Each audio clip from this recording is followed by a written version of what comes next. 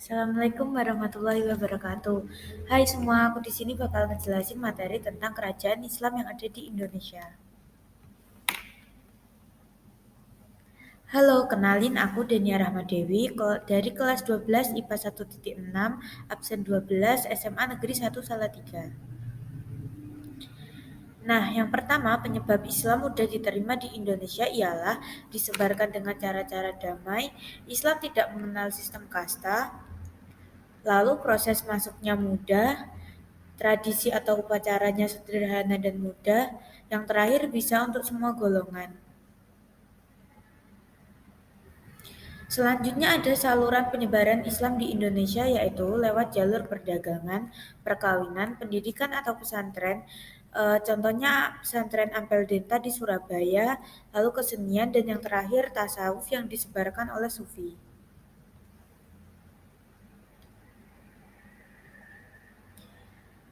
Lalu ada teori masuknya Islam ke Indonesia yaitu ada teori Arab atau Hamka, adanya perkampungan Arab Islam di pesisir pantai barat Sumatera pada abad ke-7 Masehi, penggunaan gelar Al-Malik.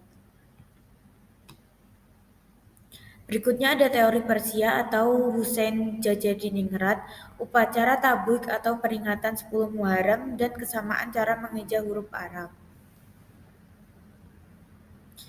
Lalu ada teori Gujarat atau Snokhrunch, kesamaan corak batu nisan Gujarat dengan batu nisan Sultan Malik As-Soleh.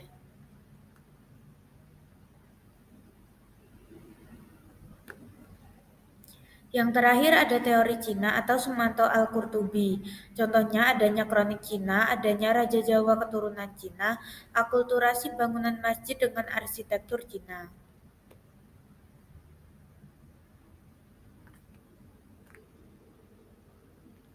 Lalu yang pertama ada Kerajaan Samudra Pasai. Samudra Pasai sendiri didirikan oleh Nazimuddin Al-Kamil.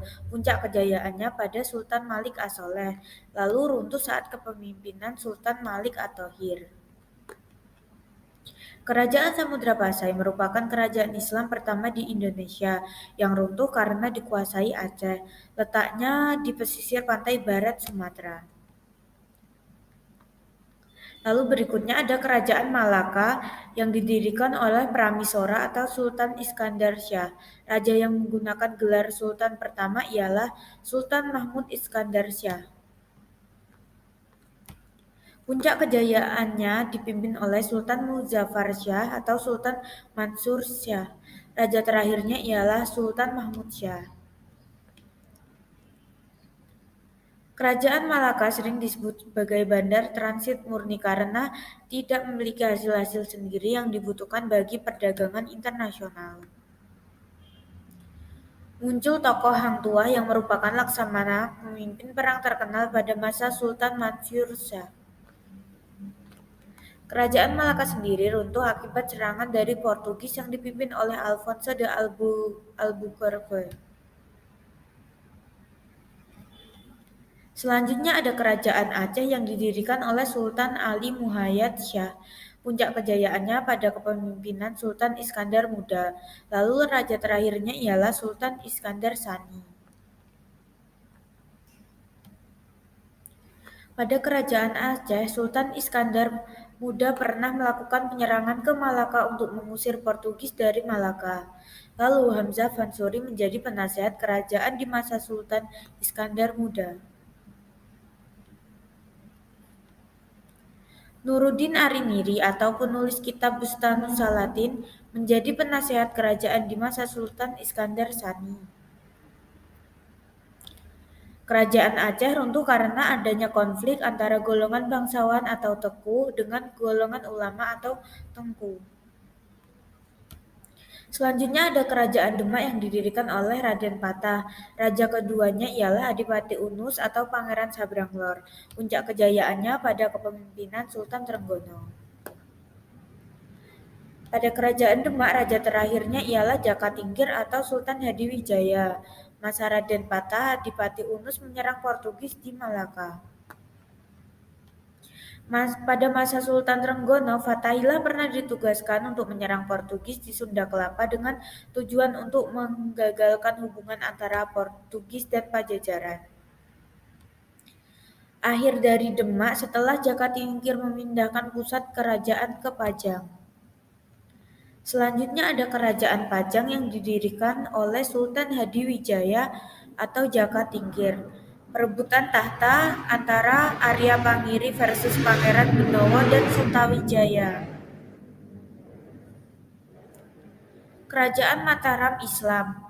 Pendirinya ialah Sutawijaya atau Panembahan Senopati. Pada puncak kejayaannya dipimpin oleh Sultan Agung.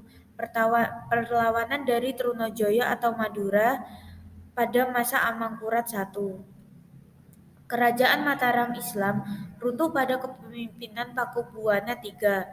Pada masa Sunan Agung, kebudayaan Mataram Islam berkembang seperti kalender Jawa atau kalender Saka dan kalender Islam, kemudian upacara sekaten, grebeg maulud, sastra gending, dan pakaian adat Jawa.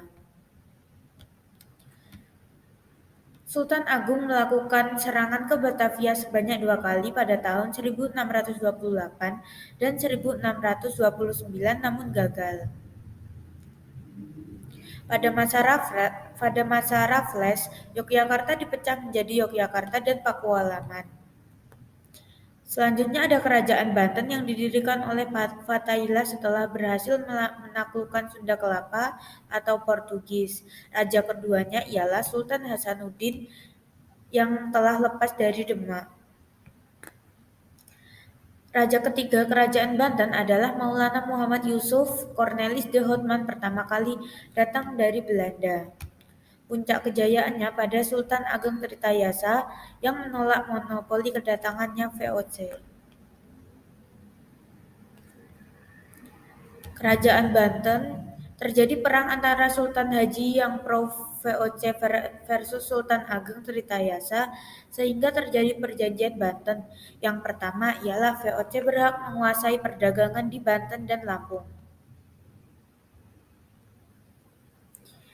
Lalu yang kedua, kekuasaan atas Cirebon milik Cirebon sendiri. Lalu yang ketiga, Banten harus bayar biaya perang. Lalu kerajaan Banten sendiri runtuh pada masa kepemimpinan Sultan Haji. Yang selanjutnya ada kerajaan Guatalo yang dipimpin oleh Sultan Alauddin atau Daeng Manrabia dari Goa. Lalu Sultan Abdullah atau Kraeng Matoayar dari Talo. Puncak kejayaannya pada Sultan Hasanuddin yang disebut ayam jantan dari timur yang menentang VOC. Kerajaan Guatalo sendiri telah terjadi perang antara Sultan Hasanuddin versus Arupalaka yang didukung VOC, diakhiri dengan perjanjian Bungaya. Yang pertama, VOC menguasai perdagangan di Sulsel. Yang kedua, Makassar harus melepaskan daerah bawahannya. Yang ketiga, Arupaloka diangkat sebagai Raja Bone. Yang keempat, Makassar harus menyerahkan bentengnya.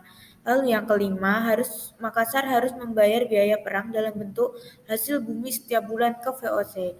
Kerajaan Guatalo sendiri runtuh pada masa Mapasumba. Yang selanjutnya ada Kerajaan Maluku. Dua kerajaan yang bersaing dalam perdagangan ialah yang pertama ada Kerajaan Uli V atau Ternate yang meliputi wilayah Ternate, Bacam, Seram, Obi, dan Ambon. Lalu yang kedua ada Uli Siwa atau Tidore, Halmahera, Jailolo, dan Papua. Nah, sekian dulu ya presentasi aku kali ini. Mohon maaf jika ada salah kata ataupun ketidakjelasan saat menjelaskan. Terima kasih telah menonton video ini. Thank you for watching.